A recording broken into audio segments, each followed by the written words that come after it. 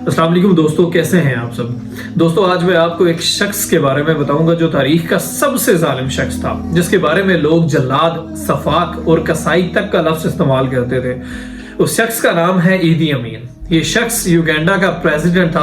आप यकीन नहीं करेंगे कि इस शख्स ने एक मरतबा अपनी बीवी को एक टेबल पर लेटाया और उसके दोनों हाथ और दोनों पाँव काट दिए और फिर दोनों हाथों को पाँव वाली जगह और दोनों पाँव को हाथों वाली जगह पर सी दिया।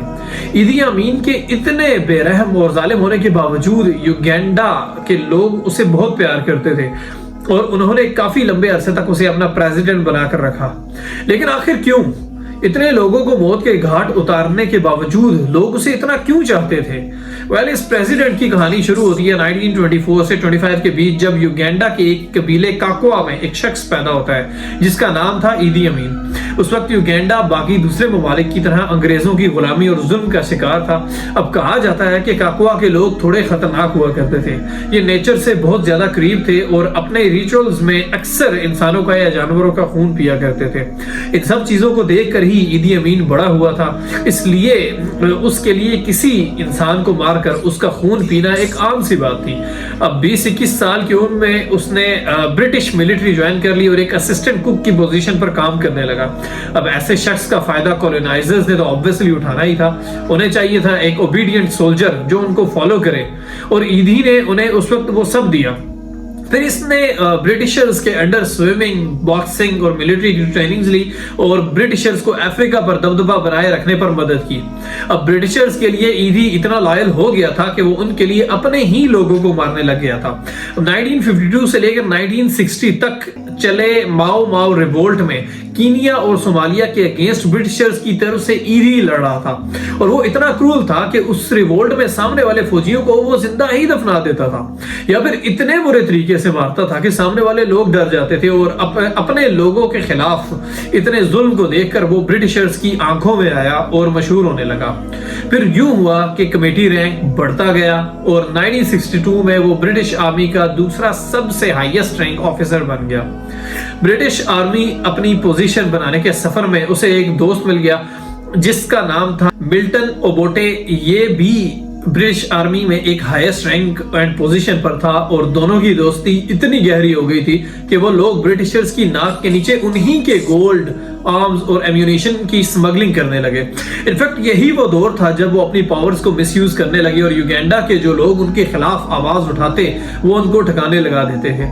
पर इन सारी चीजों की ब्रिटिशर्स को कानो कार खबर नहीं हुई और जब हुई तब बहुत देर हो चुकी थी, क्योंकि युगांडा का इंडिपेंडेंस नजदीक आ चुका था।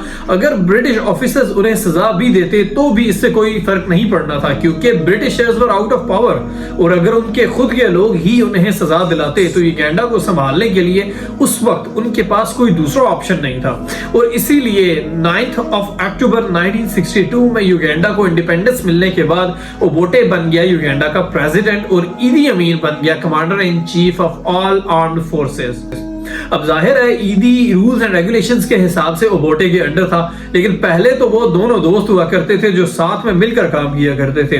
तो जाहिर सी बात है पावर, पोजीशन और पैसों को लेकर दोनों में अनबन होने लगी और अनबन इस हद तक बढ़ गई कि ईदी ने ओबोटे के खिलाफ एक पूरी आर्मी को खड़ा करना शुरू कर दिया था जो ईदी के साथ मिलकर ओबोटे को जान से मारने के लिए तैयार थी। लेकिन जैसे ही ओबोटे को इस बात की खबर मिली उसने ईदी के रैंक को डिमोट कर दिया।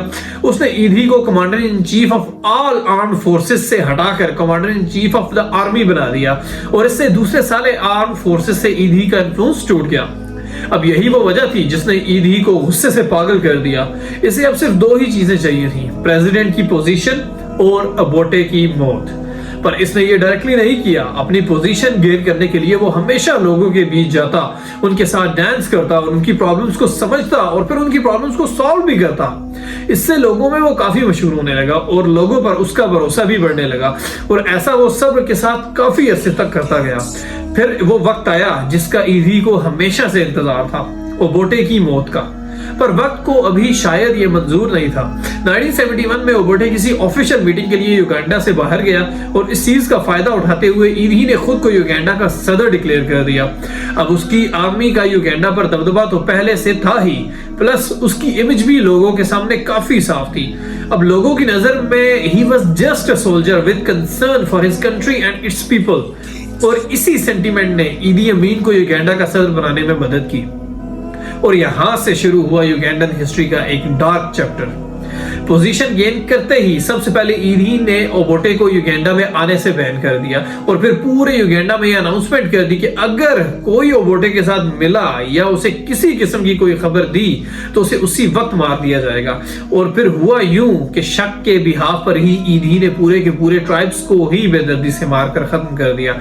ये हादसात हुए अचोली और लैंगो कबीलों के साथ, जिन्हें ब्रूटली मर्डर किया गया क्योंकि उन्हें सिर्फ शक था कि वो ओबोटे के सपोर्टर्स हैं। इसके बाद ईदी ने जितने भी एशियंस वहां पर रह रहे थे उनको युगांडा से निकलने का हुक्म दे दिया, सिर्फ इस शक की बिना पर कि कहीं वो आगे चलकर हम पर ही नाराज करने लग जाए।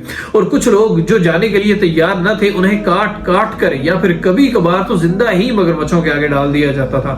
अब ऐसा कहा जाता है कि ईदी ने 4000 जिंदा लोगों को मगरमच्छों के झुंड में फेंक दिया था और आहिस्ता आहिस्ता ये सारे कत्ल जेनोसाइड का रूप लेने लगे और फिर हर किसी को टॉर्चर किया जाने लगा, फिर चाहे वो युगांडा के अपने ही क्यों ना लोग हों। फिर इसके अलावा वो लोग अच्छे से टॉर्चर हो रहे हैं कि नहीं ये देखने के लिए ईदी ने अपने ही महल के कंपाउंड में 5 चैम्बर्स बनवाए।